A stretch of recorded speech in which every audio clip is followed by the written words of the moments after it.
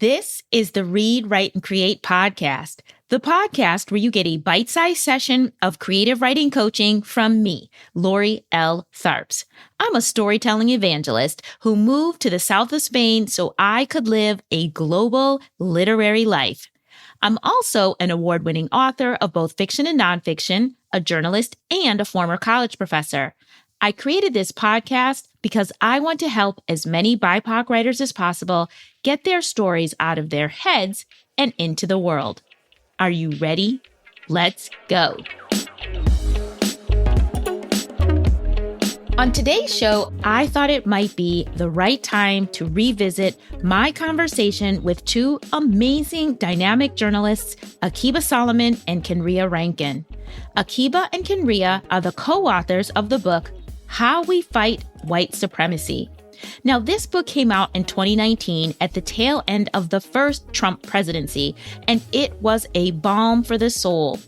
I am very disappointed and very sad that I had to pull this episode out of the archives for round 2 of that presidency, but I'm also relieved to have it as a valuable resource for all of you, my BIPOC writers.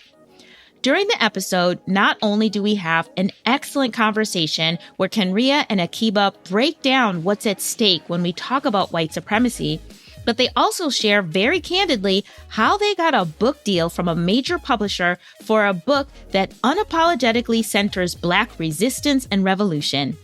If you're a nonfiction writer who writes about social justice issues, this is an episode you don't want to miss. I promise this show is full of useful information and inspiration. And while the topic is not a joyful one, the conversation is rich, laughter is shared, and tangible tips for writers and regular folks alike are shared for how we can all fight white supremacy. I hope you enjoy the show.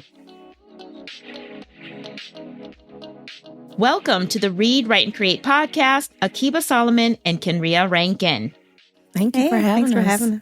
So first, I want to just put some facts out there so people understand what we're really talking about and what we're dealing with. So these are facts gleaned from Time magazine from March 2019. And Time says that hate crimes in the 30 largest American cities hit a decade high of over 2,000 crimes, and that ideologically motivated murders by white supremacists increased in 2018 to 17 from 13 in 2017. Also, we know that a former FBI agent and a Homeland Security scholar said that white supremacy is no longer a movement on the fringes, but it is being globalized at a very rapid pace. And finally, that the number of hate groups in America is at the highest level they've ever been. So to kind of start this conversation, though, I feel like people confuse white supremacy, white nationalism, white supremacists, and then this term that I actually just heard or saw last night on Twitter, activist Brittany Packnett, she used this term white supremacy culture, which she says is a smog that we all breathe in, and every kind of person can perpetuate it. So Akiba, I'm going to start with you. When you're talking about white supremacy, how do you define it? White supremacy is a system. It's an economic system, a political system, and a cultural system built on the subjugation of people who are not white. And so definitely white supremacy culture exists. And the activities under white supremacy can include hate crimes and self-described white supremacists. And it also includes folks who live just within the system who don't consider themselves to be white supremacists or, have a firm belief in diversity. But because this is a political and economic and cultural system, people exist under it, whether they agree with it or not.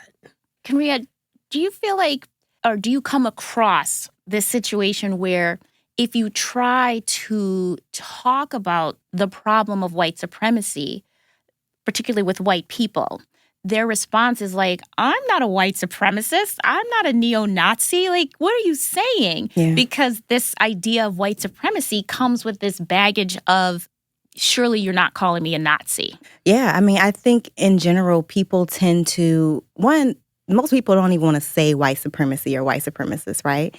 Just like nobody ever really wants to say racism. We get racially tinged and racially charged and all of these things. But what it really comes down to is that most people tend to think about racism on an interpersonal level. And we know that racism comes, it's structural, it's interpersonal, like it's got all these different levels. But most people, when they hear that, they take it very personally. And they want to push it as far away from them as possible without acknowledging what Akiba just said, which is that this is a system. It doesn't have to do with you on an individual level unless you are carrying out individually racist acts. But I think people are super resistant to anything that makes them feel as if they are being anything less than loving to all of us who are around us. It's absolutely an issue we encounter. Yeah, so this is where I feel, when we hear terms like white fragility, when we hear people not wanting to engage with this conversation, it's because they don't understand what white supremacy really is, whether they want to or they don't want to. But I feel like they want to believe that it is just that violence or that is these white supremacist hate crimes, right? Mm-hmm. So how do you explain it to somebody, for the folks in the back, the folks who don't want to engage with it because they don't see themselves as a violent person? How do you define it for, the person who is troubled? Sure. I mean, first, I think, we start with that definition that Akiba just gave. It's a system. It's cultural. It's economic. It's political, so they can see the full scope of it. Mm-hmm. And then we very often use the word hierarchy. So in this country, white supremacy, well, not just in this country, worldwide, white supremacy thrives on a hierarchy that places white, cisgender, heterosexual, Christian men at the top, and everyone else is slotted down below according to the intersections that impact who they are, and how they move through this world. And I think it helps when they can say, oh, okay, so I see who gets placed at the top of this. And they, maybe a white woman will say, okay, so I can understand that patriarchy is a thing and that I'm automatically lower in this hierarchy than a white man. And a Muslim man can say, oh, okay, Christianity is up here. So that's how I'm feeling these effects. And that's where that intersectionality comes in, because we look at how all these things influence us, and it helps people to be able to place themselves within that. And perhaps if they are open and they are actually interested, they can understand how the folks who have more of those things will be getting a greater impact from this system. I think it really helps, definitely, to contextualize, how somebody fits into this question of white supremacy. And I do actually like that idea that, not a definition, but thinking of it as like this smog that we're all living in, that it's so pervasive that people of color included, I'm just going to say Black people, but people of color, people who are colored, people who are not white, can even believe and buy into a white supremacist culture. So, Akiba, what does white supremacy look like on a day-to-day level? And I mean, I was thinking about such basic, simple things like if you are a Black woman, Asian woman, and you go to the store and you want to buy a baby doll for your child and they only have white ones. That is white supremacy, is that I can't find a baby doll, a bra, a Band-Aid that fits my complexion or reflects my cultural identity. What do you think of when you say and again, I'm thinking of, trying to show that this is pervasive and it goes from structural, from, institutions, but it's almost in the food we're eating. Yeah. Well, it is in the food we eat. It is in the food we're eating. Talk to me. One of the very tricky things about white supremacy is that it morphs into so many different shapes, and it's a bunch of different things at one time. So you can have the mundane, which is, the doll, or being a Black woman who's always followed around a store, or, being a Black woman who people expect to not be in first class, even though she has a ticket, White supremacy can also be people trying to enforce white supremacy in and of itself. So that's where you get like Barbecue Becky. You have these mainly white women. You have these white women. I'm going to pause you for a second. Just in case someone's listening and don't know who Barbecue Becky is, please tell us who a Barbecue Becky is. Barbecue Becky. I can't remember her Real given name. name, but It wasn't Becky, just in case. Okay, go ahead. But she was a woman in a California park who called the police on 2 Black men who were barbecuing in the park. So they were just peacefully preparing tasty foods. As they are wont to do and allowed to do. And this park, was regularly a site of barbecuing and, family gatherings. And this woman just walked up and was like, "You don't have a permit. You're not allowed to barbecue here." And they were like, "What are you talking about?" And she just stood there and she called the police and she waited for quite some time. It took the police some time to come. And one of the Black men called his wife, who happened to be white, and was like, "If something happens to me, this is why, because this woman called the police on us and all we're doing is barbecuing." Now, a great sort of, response was, I think it was the following week, and this whole group of Black people came and they had a barbecue party in that park. And they celebrated, and it just, it turned, it clearly is not humorous, but it turned into a celebration of resistance.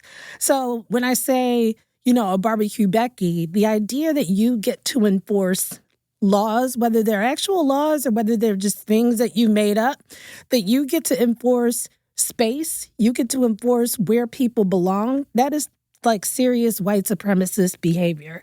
And then, so these are sort of mundane things. And then, of course, we have police violence against people of color, Black people in particular, because that's what we're talking about. We have the economic disparities. The huge wealth gap that we face. We have the legacy of enslavement and Jim Crow and the prison industrial complex. And so these factors determine the life and the livelihood of Black folks and also white folks who have benefited generation by generation from these systems that really are built on stolen labor. So, yeah. So that's what white supremacy looks like. Yeah. That's what, it runs through my head. This is what white supremacy looks like, right? It looks like our culture. Mm-hmm. Yes. It looks like the inequities in our culture. Mm-hmm. Yes. Am I the only one who feels like, though, that we've only recently started calling it white supremacy? I feel like the conversations about injustice and race and racism did not include white supremacy 5 years ago. I feel like I remember when I realized that it all fell under this thing called white supremacy. And I am very guilty. I'm a college professor, right? Every time a student asked me a question, there was a time I was like, white supremacy.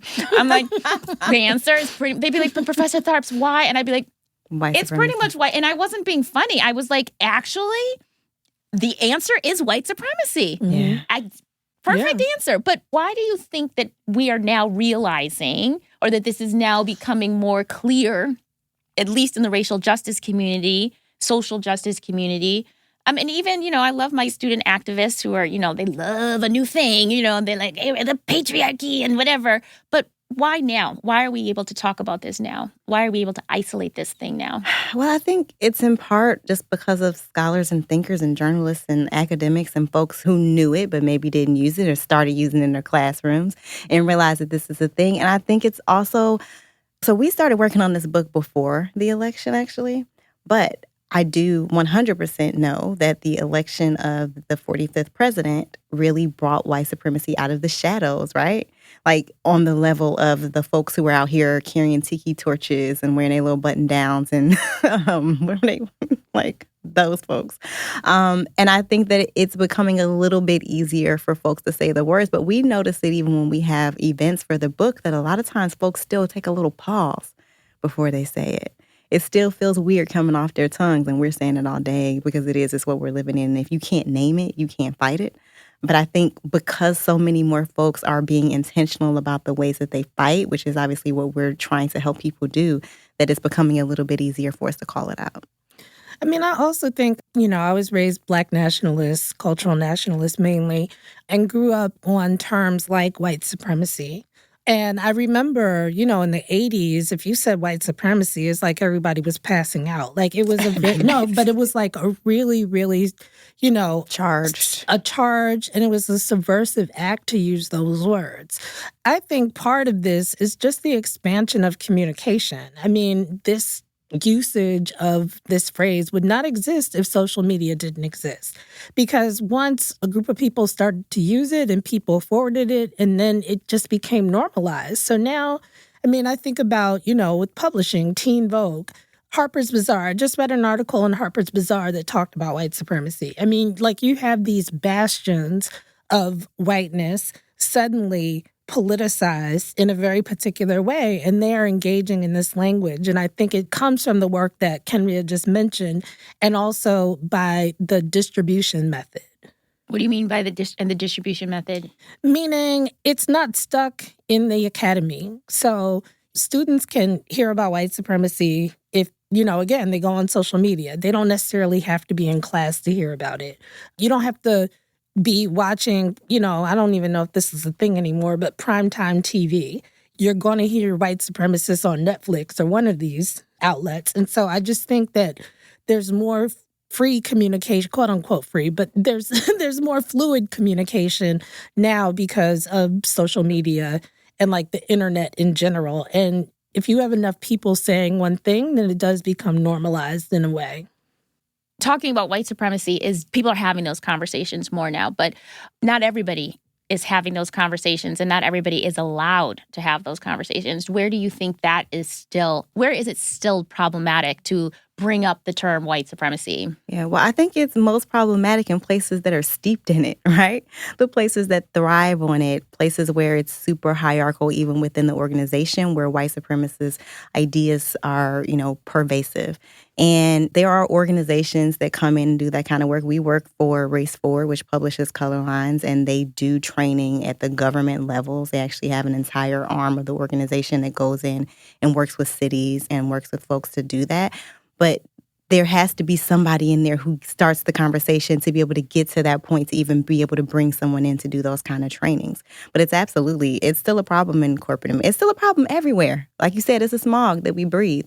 And we don't all have the freedom to be able to start those conversations because we have our personal things we have to worry about. Folks need to keep their jobs, need to be able to have their health insurance, need to be able to feed their children. And I think that one of the things that, is important with us about this book is to show folks that there are a lot of different ways to fight. And so that may not look like being able to have that conversation at work, but maybe it looks like serving on the PTA in your child's school and having, some hand in the curriculum choices and things like that. So we find our other ways to get in there. Do you think that Black people and other people of color are resistant to talking about white supremacy? And if so, why would they be?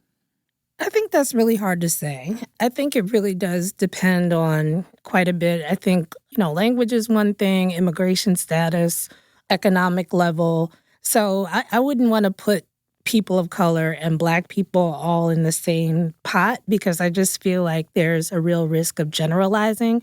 That said, the words white supremacy together are taboo. And I'll speak on Black folks who I interact with. I still hear folks say like, I don't want to get racial. Like you hear people say that, or you'll hear people say, I'm pro-Black, right? So they sort of like do a disclaimer before they start to talk about it because they want to let you know where they fall because they don't want to start something, quote unquote. So, I've had people say, I'm a militant. Like, I know you're a militant. I know I'm a militant. And I'm just like, we don't need all that. Militant is great, but you don't have to be militant to say white supremacy or to talk about it as a system. Although, yes, it may be the exception to have that conversation, we need to have a serious, real, straight up conversation about this particular system that we all live under. So, yeah, I think there's some taboo, but I'd be interested in, an academic study around this. I think that would give us a lot more answers. I do feel like there are certain Black people, particularly who, quote unquote, have made it, who don't want to acknowledge or who, again, have so believed this idea of what is right, what is correct, what is powerful, what are the norms that we should be working towards. And they don't realize that they have been infected with white supremacy. Yeah. Because the problem is that we all have been infected with the same disease, right? So you do have to be open to the idea that the life you're living isn't necessarily a life of chance, that things happen because we live under this system. That's right. It brings us back to that hierarchy, right? Which also privileges people who have money.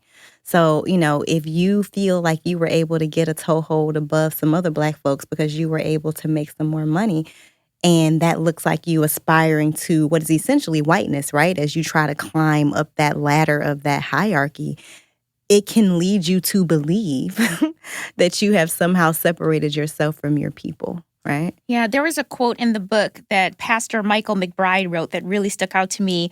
And he said, "I believe that this is the greatest task for faith leaders in this season, to help individuals stop reaching for whiteness. Even white people have to stop reaching for whiteness. It's a creation we all have to resist." How do you interpret that, reaching for whiteness? What does that mean? Well, I think it looks like that. It looks like trying to climb that ladder. And the unfortunate thing is, it's not really a ladder. It's a pile of people. And every time you take a step up, you're stepping on the head of somebody else. Yeah, just to add on to that, I think this idea in America in particular about individual achievement, this idea that if you just work hard enough, if you prize family and you work really hard and you are virtuous and all of these things, then you are going to be able to succeed. And we know that that's a huge lie.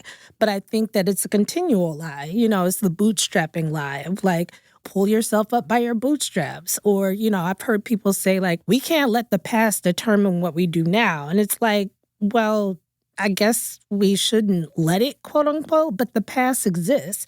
And it shapes the context through which we are living. So it is important, I think, for folks to understand that, again, the system is rigged. And being I worked really hard and I graduated at the top of my class and, I didn't complain and, all of these things, it's that's beautiful for you, but that does not alter the system of white supremacy. And in some ways, it can bolster it. Right. When I think about reaching for whiteness, I've done a lot of work on hair and on colorism.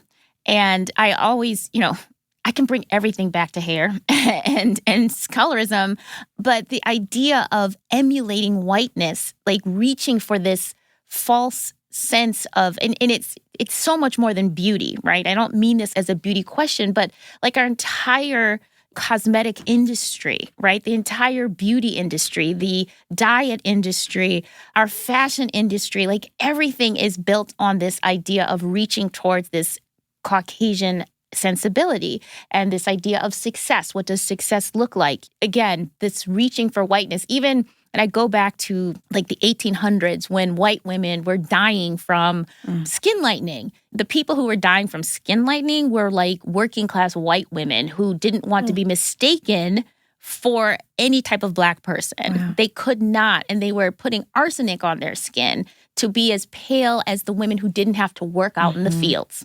They were dying because they too were reaching for this manufactured ideal of what the proper white woman should look like, right? And that's an extreme example, but even white people need to stop reaching for this manufactured, which we know that whiteness is a manufactured concept meant to keep non-white people from getting to the top, right? This is sort of an anecdote, I guess. We like anecdotes on this show. Please share, Akiba. Anecdote time. I spent some time in mainstream publishing, and I remember there was a discussion about whether or not the audience was ready to embrace a lesbian couple. And one of the editors said, they're blonde enough that it'll be okay. Whew, Lord. And that was so deep to me because it was just well, they have their whiteness, and basically this is what we're upholding anyway. It's just let's think about this literally. The color of your hair makes it okay that you're a lesbian. What are we even doing? It's just... I'm trying to But white supremacy ties you in knots. You say crazy things. Or you to justify it. Right. Things don't go together. And you just... If you sit back, and it can be crazy making, because you're that is just Nah, like, first of all, we shouldn't have a problem with the lesbian couple. And homophobia is one of the helpers of white supremacy, is one of the vectors.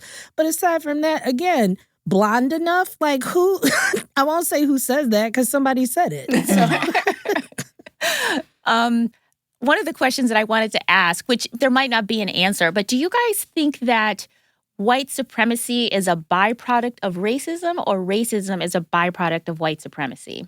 I think racism is a byproduct of white supremacy. I mean, white supremacy, because it is a system, all of this stuff just slots into it. So as Akiba was just saying that homophobia is one of its helpers, racism is a helper, homophobia is a helper, transphobia is a helper, misogyny is a helper. I'm just getting this like image of like this evil white supremacist. With tentacles. And then he's got these little helper elves.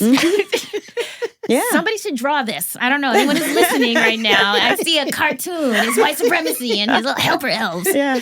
They help them knock people out the box. Yeah. Yeah. Yeah. It's all connected. So how is white supremacy? I mean, we know that white supremacy is a painful system to live under if you're not white. And I think most Black people and other people of color recognize that pain. But I think what is more unknown is how is white supremacy bad for the whites? Right? Yeah. Because it's not just us that are suffering. Nope. So as we talked a little bit about, white supremacy has all these little helpers, all the isms, as we call them, the homophobia and the colorism and, all these things that play into it. And I think probably the best way for me to explain this is to read a little bit, if you don't mind. Go right ahead. So the Combahee River Collective, they wrote this Black feminist statement back in 1977, and they talk about why Black feminism is the key to our freedom. And it says, the most general statement of our politics at the present time would be that we are actively committed to struggling against racial, sexual, heterosexual, and class analysis and practice based upon the fact that the major systems of oppression are interlocking.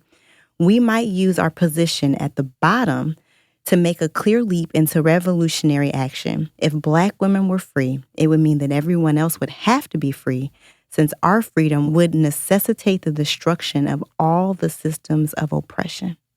Yeah. If we are not free, then we are not all free. Mm-hmm. Mm-hmm. And the work that it takes to keep people oppressed is energy that could be used to be creating positive, uplifting. Yeah. Anything. It is. So it's funny. Well, anecdote time. My daughter is 7. We were sitting at the table a couple weeks ago, and she said, Mama, I just wish that we could get rid of white supremacy right now. We could be doing so many other things.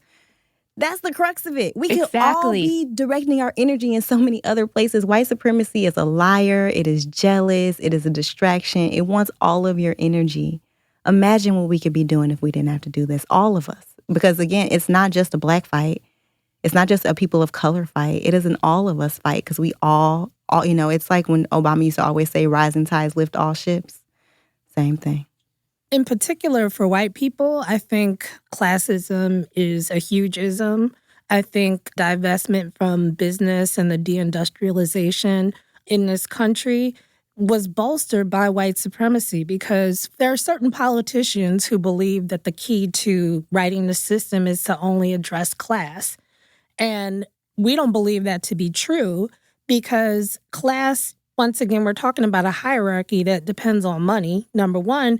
But then number two, we're talking about the false promise of whiteness. Yes, so exactly. Of something that does not even really exist. Right. And so, if you can say my life is completely falling apart and I have gotten no breaks, I can't get a job, I don't have health care, all of these things. And then you can say, but I'm white. Okay, well, now you're not actually dealing with what everybody's dealing with. You're dealing with, again, a false promise. And I think that that's one way that white supremacy works against white people. It's like white supremacy doesn't actually love you. I think that's really important, even if it puts you at the top of the hierarchy. It doesn't love you. You're not special. The problem is that you think that, first of all, that there has to be a huge inequity in the system. And then you think, well, since there is, and that's a given, that I have to be at the top. And I think that is really damaging to most people. I mean, most people are not at the top. Most people don't make $30 million a year. Most people, won't go and talk to Kim Jong-un because they, Now share, we're best friends. Right, like because they share, a dictatorial idea of how the world should be. I mean, if we, again, if we think about this as a system, we talk about anti-Semitism, right?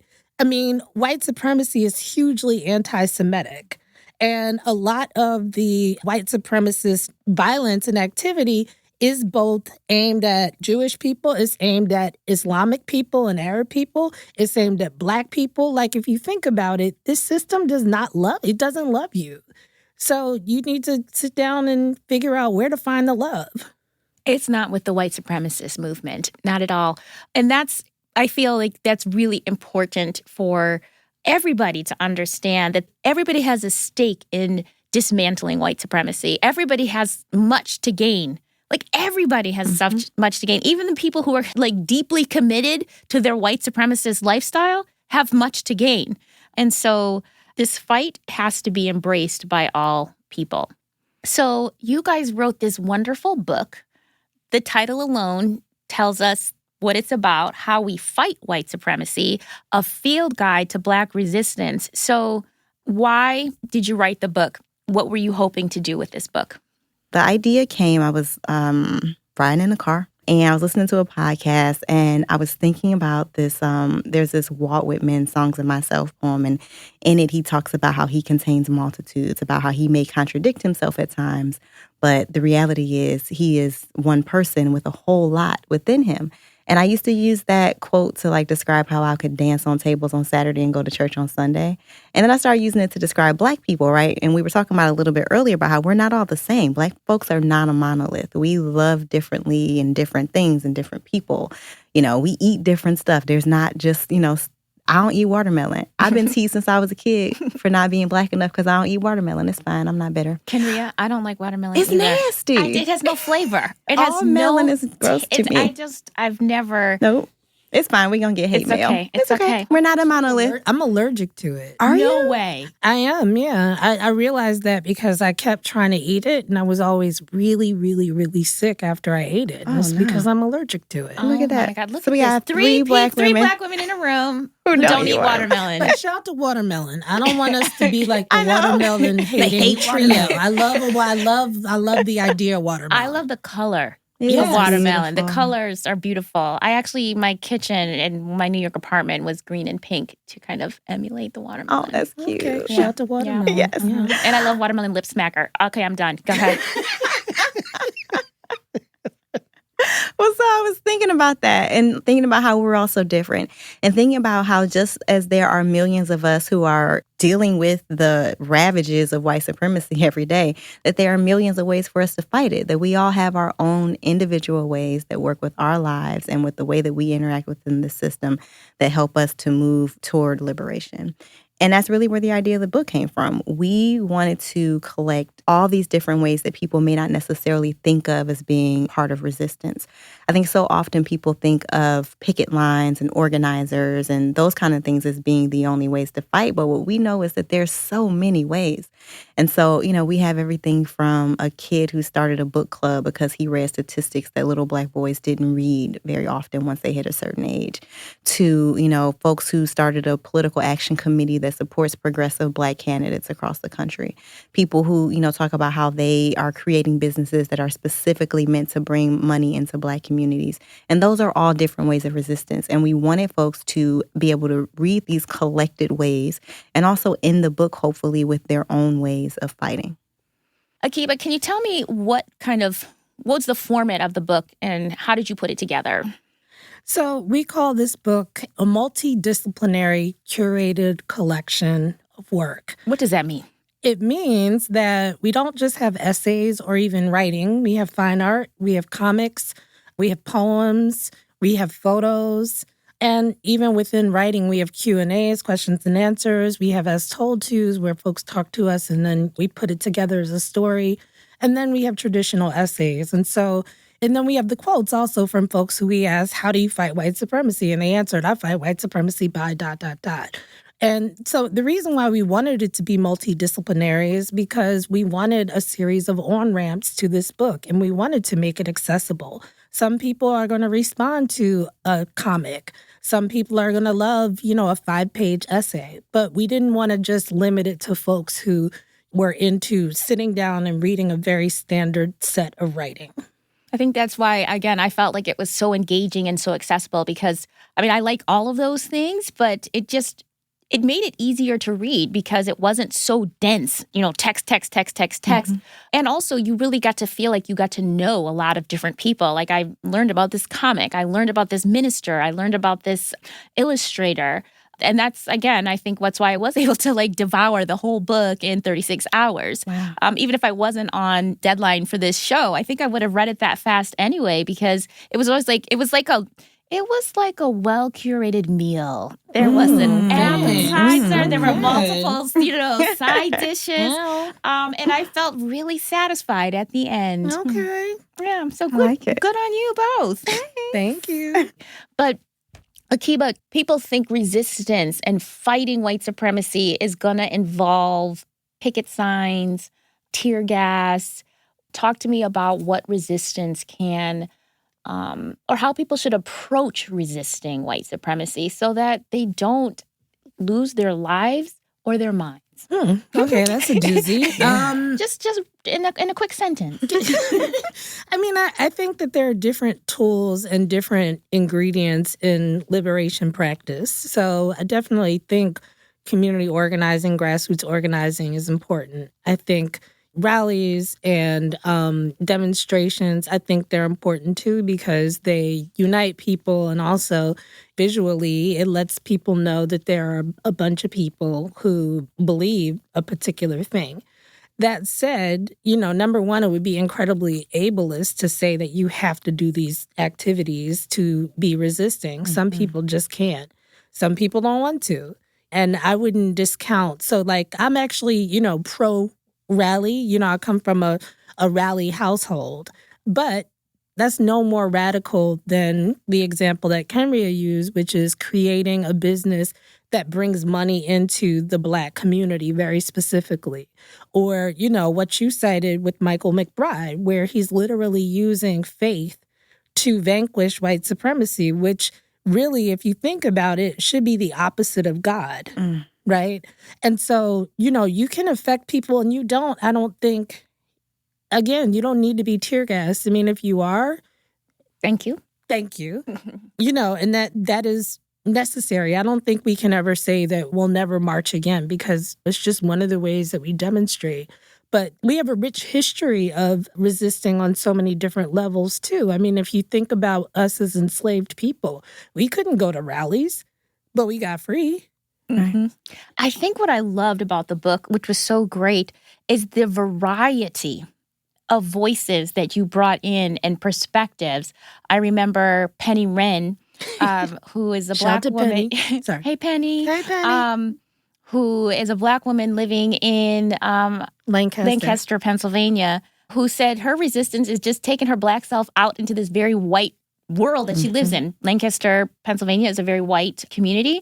And she's like, I just put my music up loud and I don't apologize for that. You had quotes from mothers who said, I resist white supremacy by teaching my children to be proud of their Blackness. Mm-hmm. So there were just so many different ways. That's what I guess was so inspiring because I feel like a lot of times when we're talking about social justice work, you walk away thinking there's so much to do. I couldn't possibly do it. What is my one contribution going to be?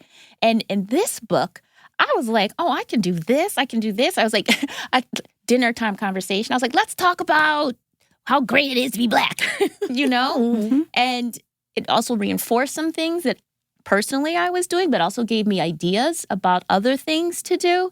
There was one other quote in the book, photographer Delphine Adama Fawandu. Yes. She said, the goal of white supremacy is to make people feel less than human, to dehumanize us. Mm-hmm. So to fight it would be to accept your humanity and to glorify it, right? And live into it fully. Mm-hmm. Absolutely. Right. So do you two have a story from the book that particularly inspired you or maybe even surprised you in how somebody was kind of living their own version of fighting white supremacy? I mean, I will say I really was inspired. I mean, this is going to sound like I'm being political, but everybody that's in the book is so dope. Like, we have 71 contributors, and then we also have another, 20 people who are quote-unquote everyday people who we talk to about the ways that they fight. And every one of them just it reinforced why this book was so important to be able to get it from a lot of different areas. So I don't have a favorite piece, but I do have a favorite line. Mm-hmm. And it's from Hanif Abdurraqib's piece. It's a poem, and it's called A Poem in Which No Black People Are Dead. And there's this one line, and he says, for Ms. Rose, who put her foot in some fried chicken once and ain't never pulled it out. And I don't even eat chicken. but that line, it made me think of my auntie Mamie in the kitchen in Cleveland when I was growing up, frying chicken for all the kids. We would gather at her house every weekend. And so I come from a huge family. My father's the youngest of 15 kids. Yeah, we from Greenwood, Mississippi. And so everybody would come to the house on the weekend, and we would be outside playing with no shoes on, and all the adults would be on the porch playing Bid Whist, and she would be frying chicken, and we would all come in and get a paper towel and get some chicken and run back outside with it. And the imagery that invokes and the feeling that it gives me has stuck with me ever since he first submitted the poem. Mm. So much of this book is a love letter and a celebration of Black people, and that line encapsulates that for me. What about you, Akiba? So, I too see all of the contributions on the same level. I think one of the things that we tried to do was to really make it a collective thing. One story, though, by Nia Kenny, I think she's about 20 now, but maybe 5 years back, she was in her classroom in South Carolina, and there was a girl, another Black girl, who was on her phone. And so the teacher told her to get off the phone, and she wouldn't get off the phone. Or she didn't get off the phone. She wasn't like, no, I won't get off the phone. She just continued to use the phone. Anyway, this escalated into a School resource officer, a.k.a. police in school, coming to the class and literally picking up this girl while she was still in her desk and slamming her on the floor. And so Nia jumped up and she recorded this assault, and she actually stood up for this girl, and she was the only person who did that. There were other adults in the room. Nobody did anything. And so what Nia says in the book is, I was an accidental activist. I didn't go to school that day planning to help defend and protect one of my classmates. It just happened. And Nia faced charges herself for, I think it was disturbing the school. And then also, Nia the whole time was thinking, my mother's going to kill me. So that was so utterly human and so real, right? You're a teenager. You are now an activist. You are protecting somebody, but you're also scared that your mom's going to be like, what did you do? But, Nia now is an activist. She ended up working with Kimberly Crenshaw at African American Policy Institute. And where is she now? I think she's been doing that. She's still working with Kimberly in New York, and she's also suing via the ACLU. She's suing the system in order to get that disturbing the schools law off the books because it's used to criminalize kids. We talk about the school to prison pipeline, and it's a major, disturbing schools is a huge part of getting kids into prisons, and that's still because teachers can say, oh, you're chewing gum, you're disturbing the classroom, and they can have you arrested, and then you can have a charge. And you can end up in jail instead of in class. That is crazy. Yeah. It's absolutely crazy. So what do you two think? I know this is a big question, and it's a little bit fantasy. But what do you think the world would look like without white supremacy? And again, I can't help it, but I take it back to hair. And I'm like, well, we wouldn't have hair texture hierarchies. We wouldn't have, certain types of makeup and, the whole industries would disappear, right? What would society look like if white supremacy was just something of the past? Yeah. So in the last chapter of the book, it's about freedom dreaming. We specifically task everyone who's in it and everyone who's reading it to reimagine what this world looks like, because it's when we are stuck in the day-to-day of fighting white supremacy, which sometimes just looks like getting out the bed, it's really hard to avoid the distraction of that in order to think about the future. But we can't get to the future if we can't envision it. And so in every chapter as well, Akiba and I write essays that answer a certain question. And so we talk a bit about this. And for me, what it looks like is being able to bring my whole self to the table everywhere I go. Not having to worry about the white gaze and the danger that it can, quite frankly, bring to me. Being able to be as free in my life as I am in my text conversations with my closest girlfriends, where, I don't feel as if I have to justify my place at the table. I don't feel as if I have to censor myself. I don't feel as if I have to put a bushel basket over my brilliance, which very often is a thing that Black women have to deal with. That I just get to be me all the time and not question whether or not I belong there. There's no imposter syndrome when white supremacy is gone. Isn't that amazing? I mean, I feel like I'm very lucky that I had a very privileged life in terms of my education, in terms of my, I grew up in safe neighborhoods and things like that. But probably because I grew up in all white spaces for the most part, and I've worked in mostly white spaces, there's never a moment when I'm not aware that I'm a Black woman, right? Mm-hmm. And a lot of times I operate in life pretty positive, pretty clear that whatever I do it's gonna be great. It's gonna be fine. I have the power, I have the networks, I have whatever I need. And then when something bad happens, and it is clearly because I am Black, it kills me, right? I feel like I'm less prepared for it. But because, again, I feel like I'm so close to so many white people, I wonder, what must it feel like to know you didn't get that simply because you just didn't deserve it? Yeah, the privilege that's in that. What does that, I don't know what that feels like. And that's what the world without white supremacy where as a mother, I don't have to tell, oh my God, that I would never have to worry about my son. Mm-hmm, mm-hmm. I don't know. That would be amazing. Mm-hmm. Wow. That's what's at stake here. Yeah. But I don't ever think oh, that could happen. I just know that that's not the world we live in. Yeah, I mean, the idea that we don't have to die because we're Black, literally. We don't have to think about all of the different ways in which people are trying to kill us. That is freedom. The idea that we can have a home in safety, we can have adequate food. We don't have to worry about whether or not we pull out our driver's license the right way, quote unquote. We don't have to worry about being fired because we say, don't touch my hair, or because we have natural hair to begin with.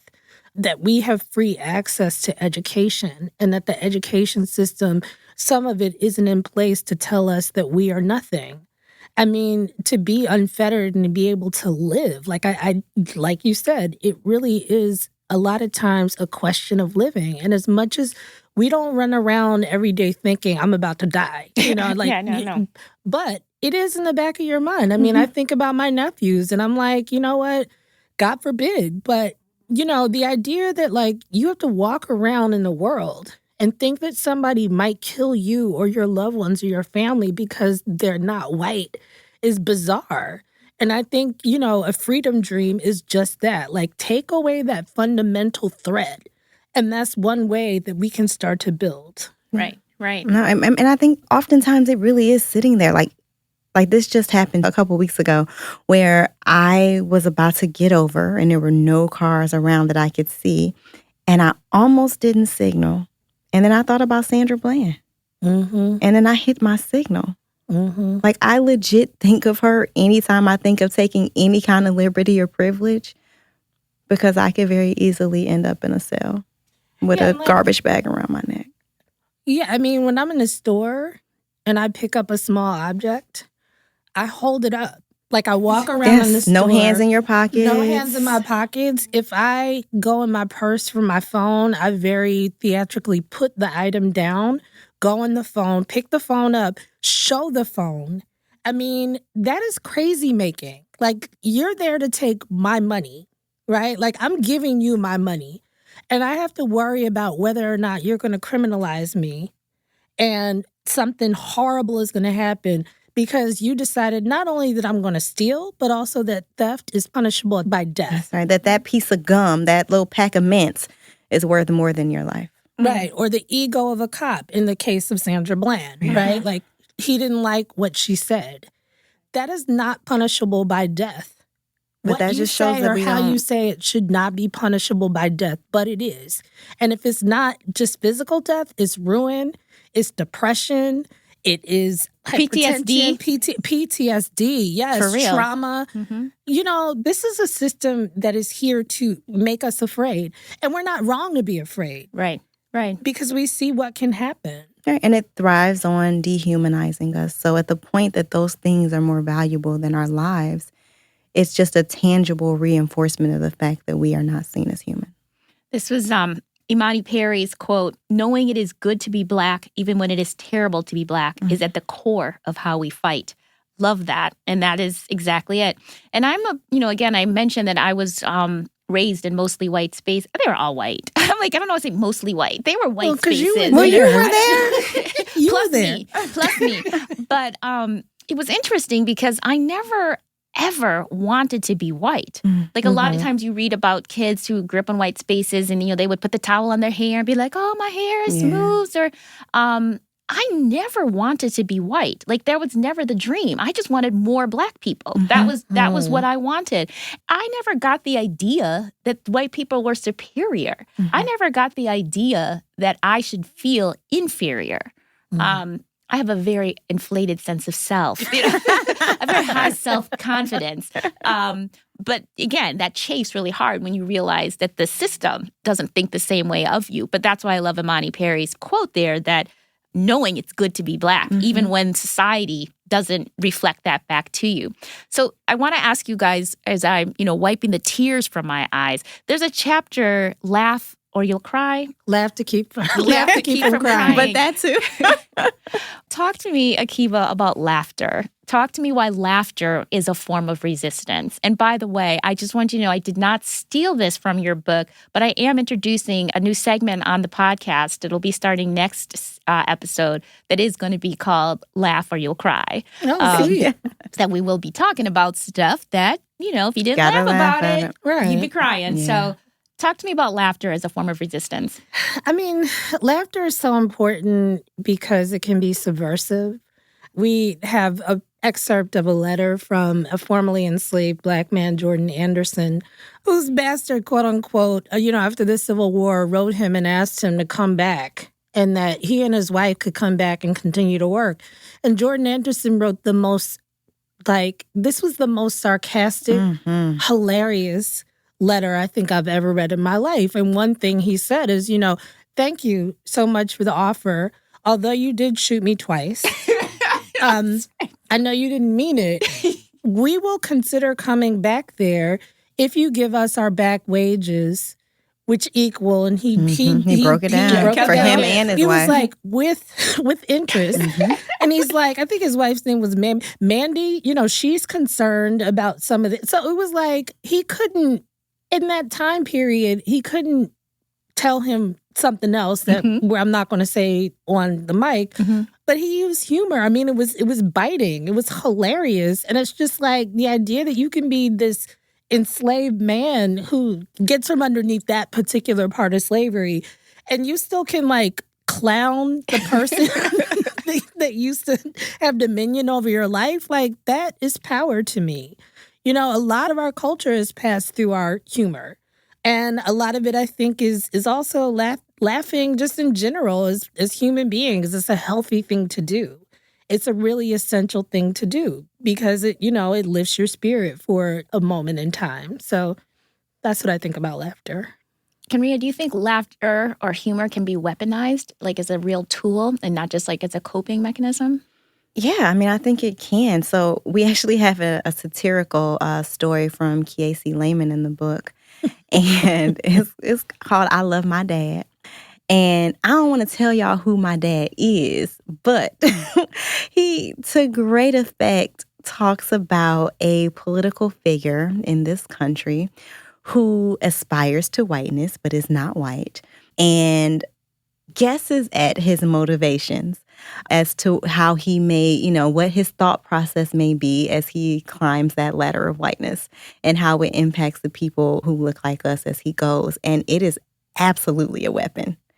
There's no way to get through this piece and not be like, oh, he killed him. It's pretty amazing to see. And it's funny. So like I said, I thought your book was funny. Not the whole thing wasn't, chuckle fest. But but I just really appreciated how uplifting it was, how it was funny. Both of you guys write really biting, funny, but really important work. Thank you. Kenrya, I'm still thinking of your version of God as a... It's my homeboy. Yeah. He got a big afro. He talked to me. Yeah.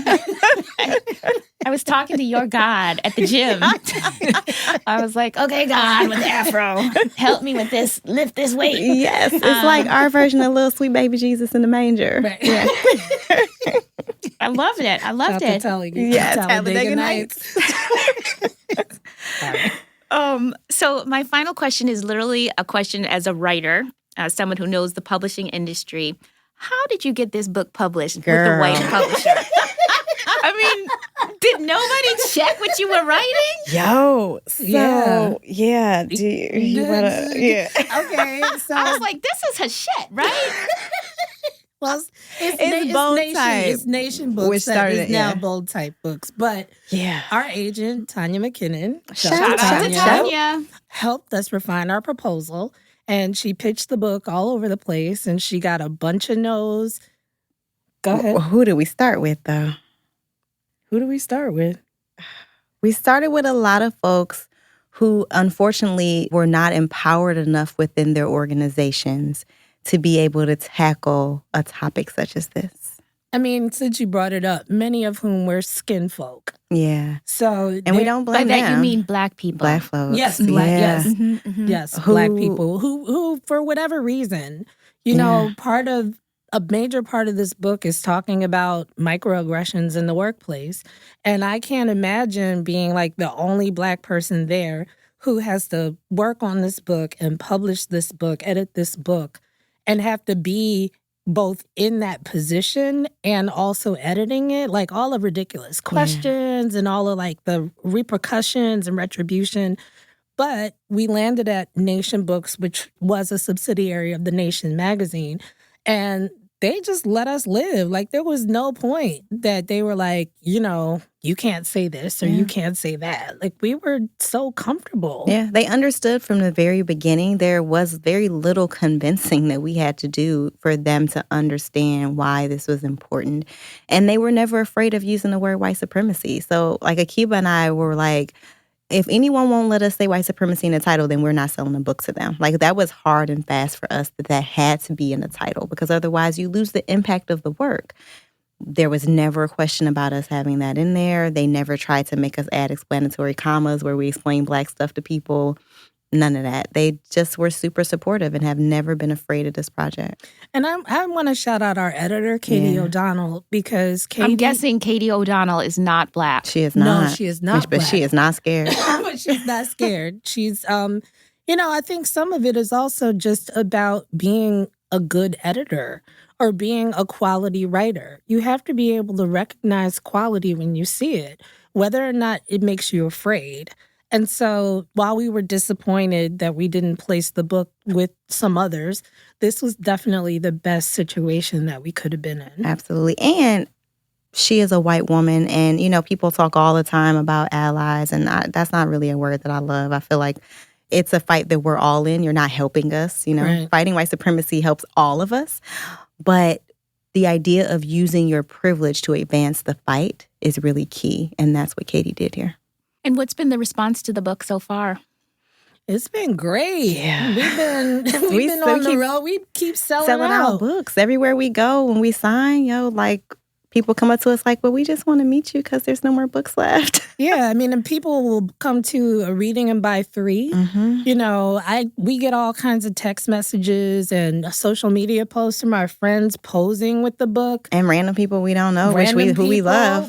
People are really into it. People have thanked us a great deal. And, you know, I believe them. Somebody cried at the launch. Yeah. I had to get up and give her a hug. She was just like, you don't understand how much this means to me. And you show me that this kind of work is something that we can do, that we don't have to only do work, you know, that applies to the quote unquote mainstream. And, you know, there were tears. It's been amazing. Have you gotten feedback from, and I'm making an assumption, but are you getting feedback from non-Black people who are reading this work? And what has their feedback been?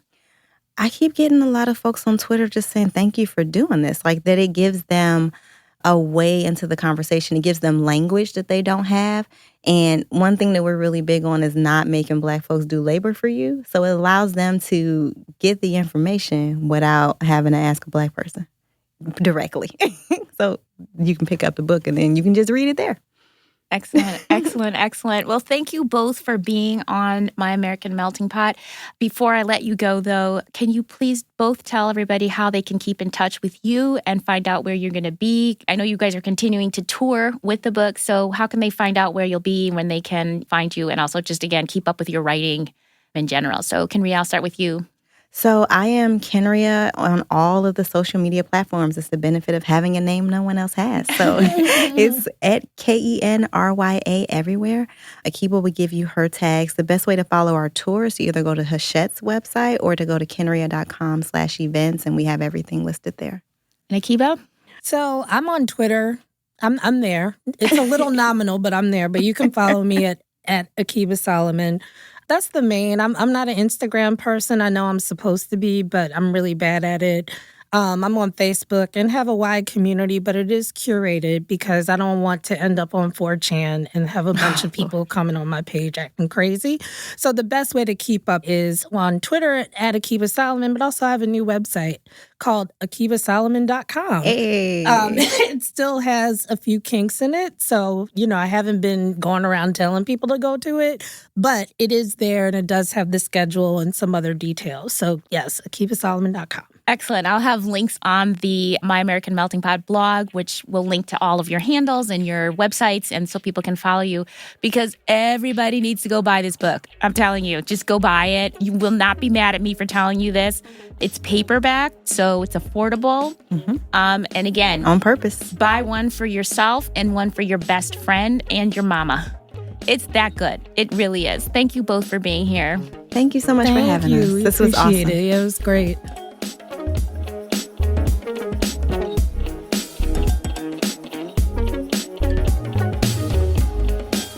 Wow. Who knew a conversation about white supremacy could make me laugh and cry and find fellow Black people who don't like watermelon?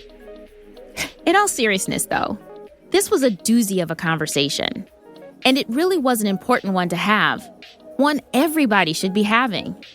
If we can't talk openly about the white supremacy smog that we're all living in, then we're never going to progress as a society. And I'm not just talking about Black people or people of color. None of us are free if we're living in a world that is based on a false hierarchy that privileges something as random as the amount of melanin in our bodies.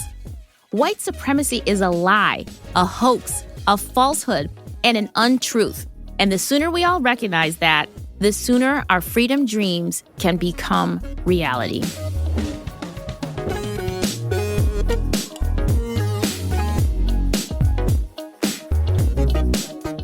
If you're looking for more inspiration and information to optimize your writing life, then do check out the Read, Write, and Create website. That's at readwriteandcreate.com. Don't forget, that's REED, writeandcreate.com. And while you're there, be sure to sign up for our bi-monthly newsletter to get writing inspiration and resources right in your inbox. Links for both are in the show notes. Also, don't forget that yes, the doors are closed to the Read, Write, and Create Sanctuary, which is our private community for BIPOC women writers who take their writing seriously. But you can still add your name to the waiting list, so you'll be the first to know when we're taking new applications. The link to the waiting list is also in the show notes. The Read, Write, and Create podcast is produced by me, Lori L. Tharps. Our editor is Brad Linder, and our theme music is by Wataboy. Until next time, writers, keep writing. The world needs more BIPOC stories by BIPOC storytellers just like you.